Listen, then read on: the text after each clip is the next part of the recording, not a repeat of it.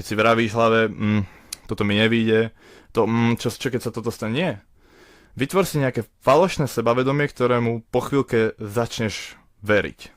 Najúčinnejších terapií je acceptance and commitments therapy. To znamená, že si dávaš jednoduché príklady v hlave. Sa toto nepodarí tvojmu kamarátovi a máš ho napríklad veľmi rád, odsúdil by si ho za to, keby je v tvojej situácii. Ak je to naozaj kamarát, neodsúdil by si ho. Si napríklad u seba tvorili nejakú tú zdravú lásku voči sebe, aby ste sa vedeli samého seba ľúbiť, lebo v konečnom dôsledku máte napokon iba seba. Telo a mozog sú odlišné veci, dokopy tvoria vás. A to, čo si hovoríte v hlave, sa deje vášmu telu. Keď si poviete, že do konca roka, ja neviem, budem tlakovať 60-ky na jednu ruku a začínate na 20-kách, pravdepodobne, že to dáte, bude síce malá, ale keď si tie ciele stanovíte vyššie, ako čakáte, skončíte na 45-ke. Čož keby si stavíte 40, skončíte na 30.